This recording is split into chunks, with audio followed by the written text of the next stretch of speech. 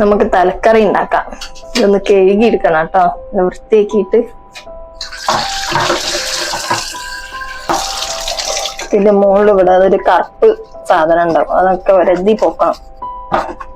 അതിന്റെ ഉള്ളിൽ നല്ല ബ്ലഡ് ഉണ്ടാവും, ആ ബ്ലഡൊക്കെ നന്നായിട്ട് കഴുകി വൃത്തിയാക്കാം കേട്ടോ. ഉരുളി ചൂടായിക്കഴിഞ്ഞാൽ ഇതിലേക്ക് വെളിച്ചെണ്ണ ഒഴിക്കാം. കുറച്ചധികം വെളിച്ചെണ്ണ ഒഴിക്കണം കേട്ടോ. 3 തല ഉണ്ട്. അതിലേക്ക് ഉലുവ ഇട്ട് വെക്കുക. 10 പച്ചമുളക് ഇട്ടിട്ട് അതിട്ട് കൊടുക്കുക. കരിവേപ്പിലൊക്കെ ഇട്ട് കൊടുക്കുക.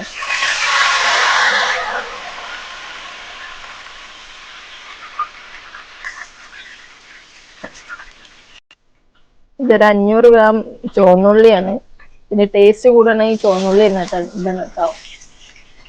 ഫുള്ള് അതിലേക്ക് തട്ടി കൊടുക്കാം.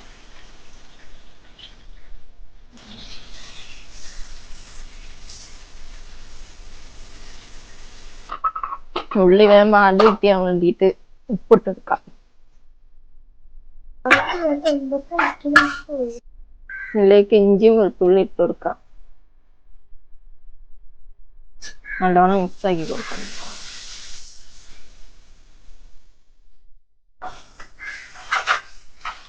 നല്ലോണം മിക്സ് ആക്കണം കേട്ടോ.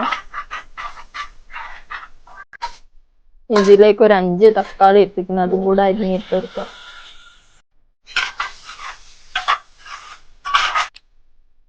ഇതിലേക്ക് മുളകും പൊടി, മല്ലിപ്പൊടി, പെരുംജീരകപ്പൊടി, കുരുമുളക് പൊടി, മഞ്ഞൾപ്പൊടി എല്ലാം ഇട്ട് കൊടുക്കാം.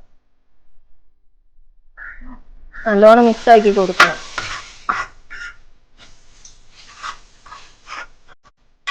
ഉപ്പിട്ടതാണ്, ഇനി നോക്കിയിട്ട് വേണമെങ്കിൽ കുറച്ചും കൂടെ ഇട്ട് കൊടുക്കാം ആവശ്യത്തിന്.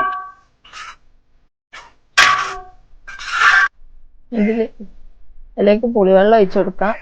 കുടംപുളി കിട്ടുകയാണെങ്കിൽ അത്രയും നന്നത്. എനിക്ക് കിട്ടാത്തോണ്ടാണ് പുളി ഒഴിച്ചു കൊടുത്തത്.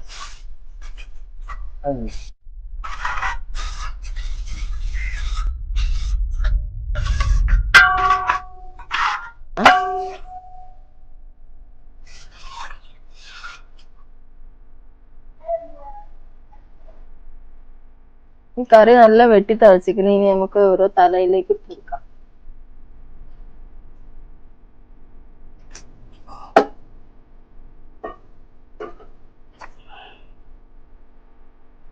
ഇതിന്റെ ഗ്രേവി എല്ലാ ഭാഗത്തും ആക്കി കൊടുക്കണം.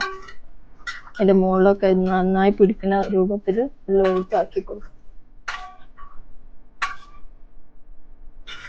ഇത് മറിച്ചിടുമ്പോ നോക്കിയിട്ട് വേണം മറിച്ചിടാന്. പൊടിഞ്ഞു പൊടിയാണ്ട് നോക്കണം.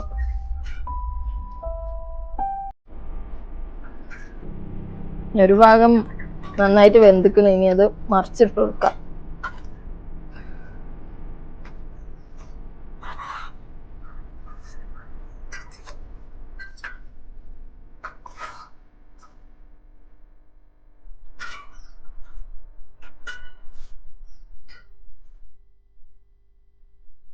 തലൊക്കെ നല്ല വെന്തിക്കണ്. ഇനി ഇതിന്റെ മുകളിലേക്ക് ഇത്തിരി കറിവേപ്പിലയും കൂടെ കൊടുക്കാം. അടിപൊളി തലക്കറി റെഡി ആയിക്കണ്.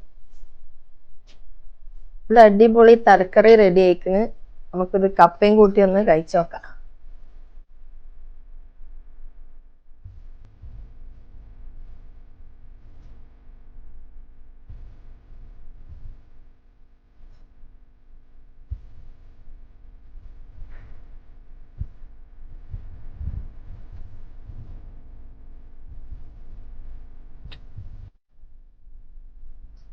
നല്ലൊരു പീസ് എടുത്തിട്ട്